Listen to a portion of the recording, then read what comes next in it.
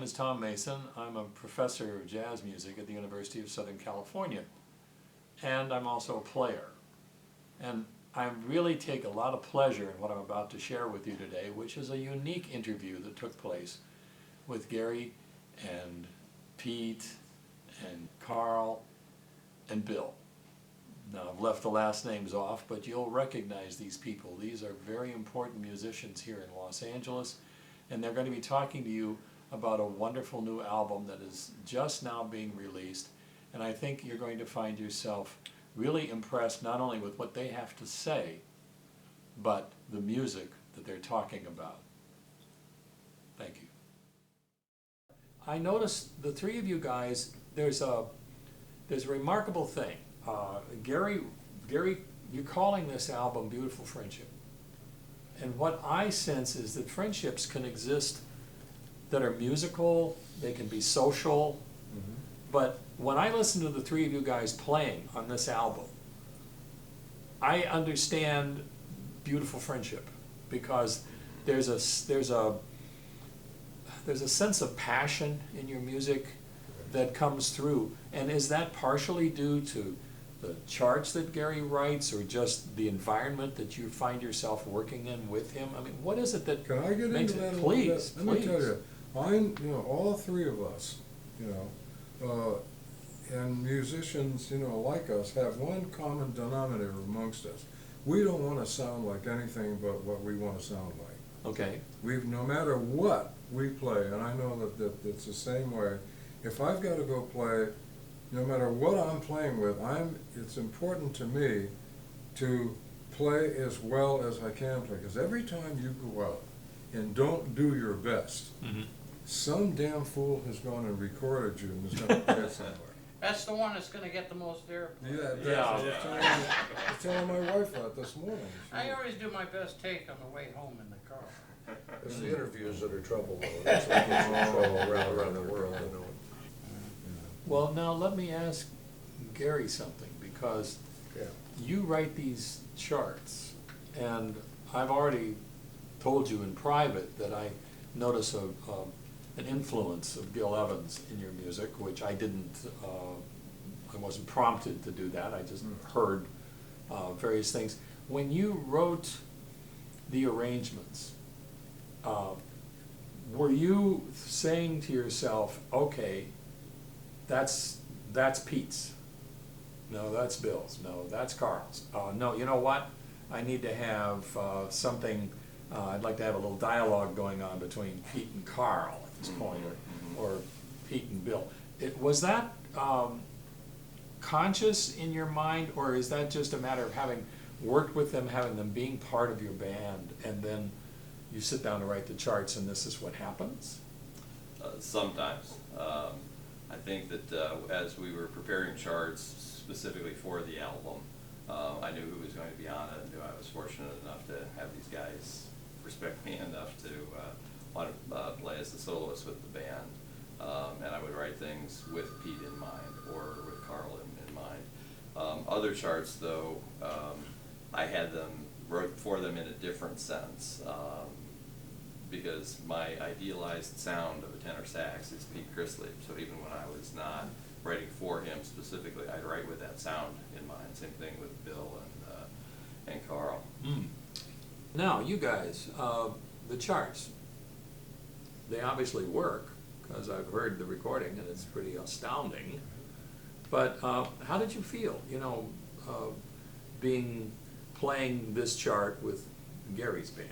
I mean, was it like, wow, that's really an exciting, fun thing to do, or it's another thing to do in a day's work? The reason I personally have gone and played with Gary's band a bunch of times is I actually have been fascinated with the stuff that he comes up with, and it's different now. What he's writing now is a whole different game over what he wrote years ago. I was listening to some of the other ones that we did, and Gary was much more almost like a classic jazz band, having everybody blow a lot, which is what we like, But what he did on this recent CD here that we have out here, he modified that to the point where the length and of solos was down to a point where the actual writing takes place, and in a way, it actually puts the soloist even more in front. What he's done is very remarkable, and those of you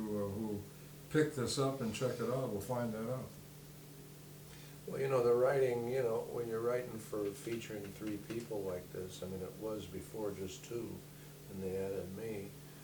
When you're writing for three horns featured like this, you gotta kind of do the writing as like kind of semi-big band and small group.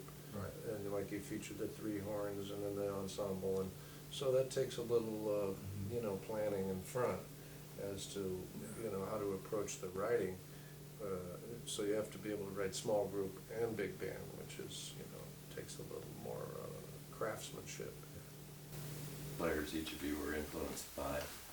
Freddie Hubbard, or who we were kind of kids together. I was working at the Lighthouse when I was 16, and he came in with a group, and we got to hanging out, and man, I watched him go like a rocket. I remember hanging out with him once, and he sat down at the piano and played the hell out of it. And probably, argumentatively, one of the greatest. He was the heavyweight champion of jazz trumpet. Christ. As far as influences, my influence, you know, you talk about jazz and all that. My influence was the beauty of music itself. Right. Just the pretty stuff. Like I remember I used to listen to, like I remember I used had this one record of Heifetz playing the Tchaikovsky's second concerto, violin concerto, man, in D. Wonderful. And I'd just sit there, and it would just, and it was the same thing like my Uncle Dave's record. I'd play it, and then I'd see him come, and I'd take it off, and I'd because they didn't want to hear it anymore, you know. I just played it and played it. I remember I used to, I could whistle these themes, the Tchaikovsky themes, like in my sleep, you know. And then the other thing was Ravel. I'd listen to Ravel. wasn't he and I'd listen to him. I'm going, those charts, those voicing, I'm Oh. you know, just Yeah. killer. You know, WC and so it's and the Ravel, pretty, both, the man. pretty, Ravel, beautiful, boy, he's a the shit. beautiful You know how music to is pluck what, your heartstrings pretty good. That's right, really Boing, gets you. you know. beautiful music is what drew me to music, and that, not necessarily jazz or swinging or excitement or anything, just the warm beauty of these lines and these chord changes and the voicings and that's what did it. And so my intent in my writing and my playing has always been to create beauty. Even though I'm not successful at it all the time, that's Yes, my you are. intent. I'll tell you this, man, every note that I have ever heard this guy play in my entire life is better than any note I ever heard anybody else play on an instrument. I've told him that, this is no secret. We're not telling stories Now out you've of done school. it. Well, I know. You'll get a big head and we won't even be able to talk to him. Stanley, why don't you do something to help me? I hear There everything. goes the beautiful friendship. Comes in handy, doesn't it? You're gonna have to rename the album now. Sorry, obviously these guys don't get along at all. The new album is I listen to everything this guy plays. Every solo he has is absolutely on the money, no matter whether he's playing double time over the line or what he's doing. Everything comes out absolutely wonderful. Here we are, you've got the album done. Look on it retrospectively for a moment and just say to yourself, what was fun about doing this? Because obviously the three of you guys, even though you play together in other bands and other situations, this was a special experience.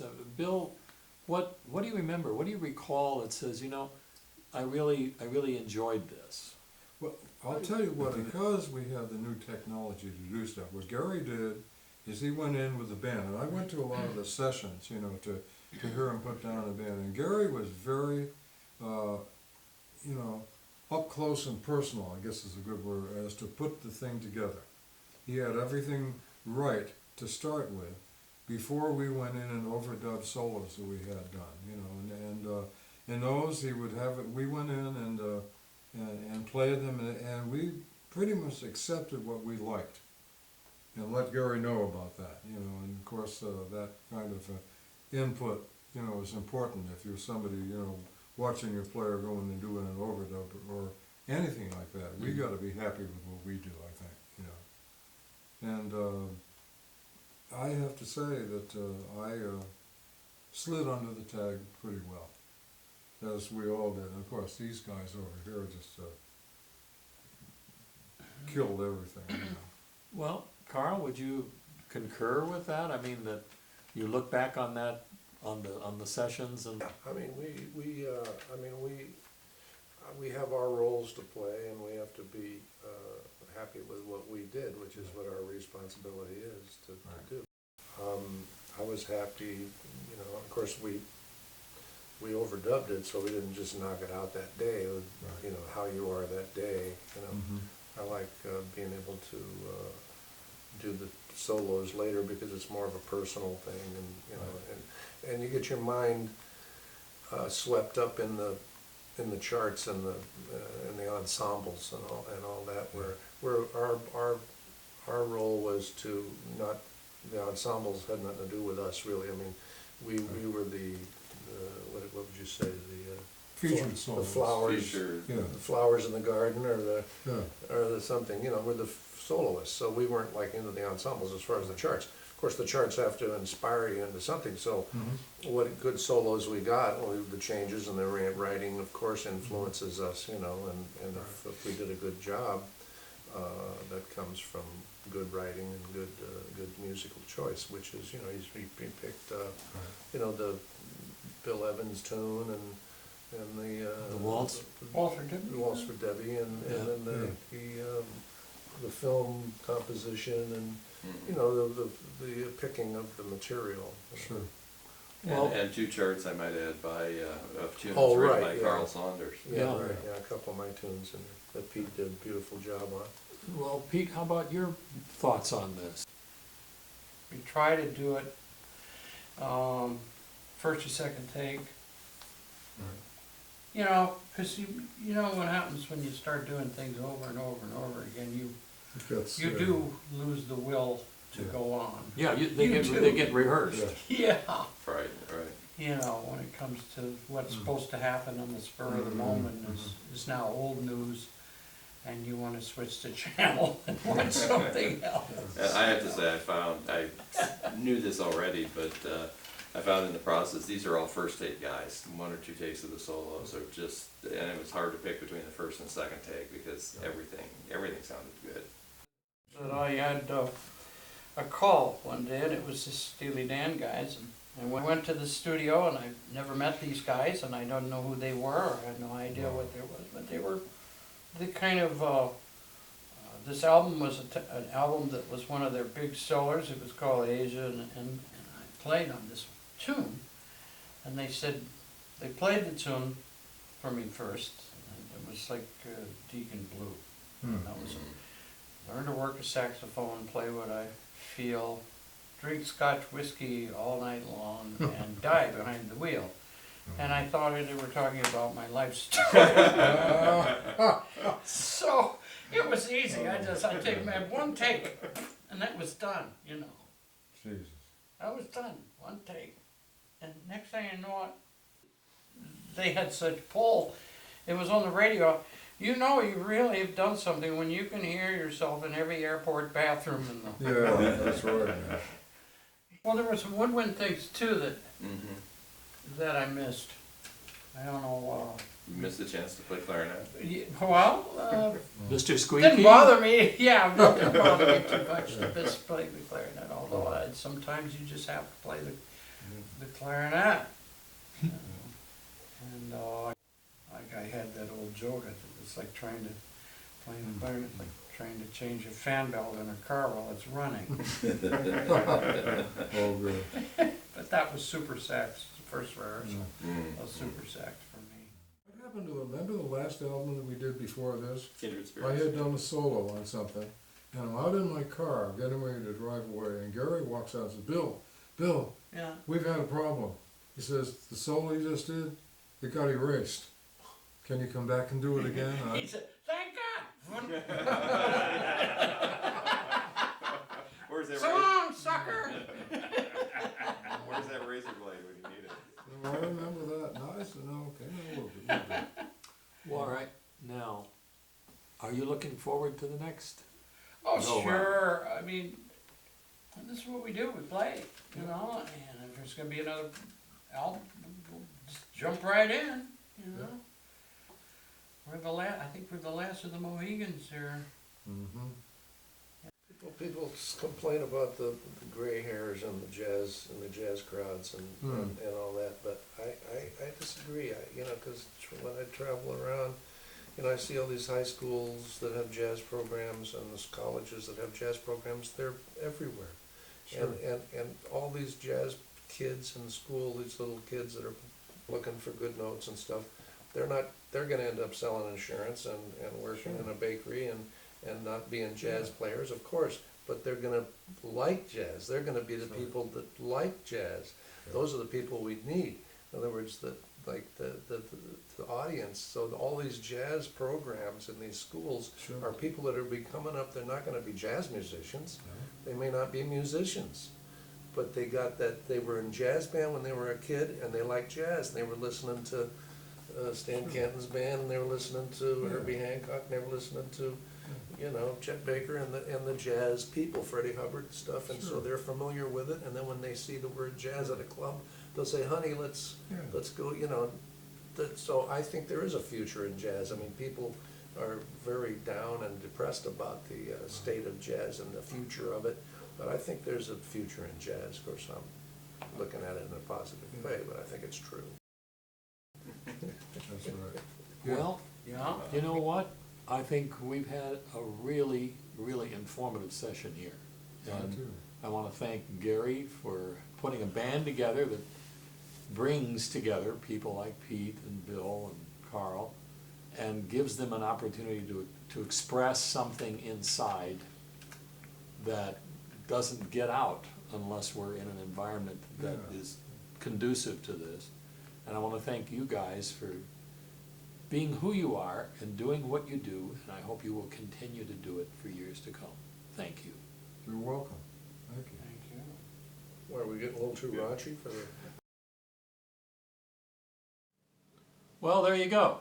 We've had a really interesting experience. I'm sure each of these guys has shared something unique and special that you will enjoy and remember for a long time to come. Beautiful friendship, a unique album, a unique, wonderful experience that these musicians all made for you. We hope you'll enjoy it. Thank you.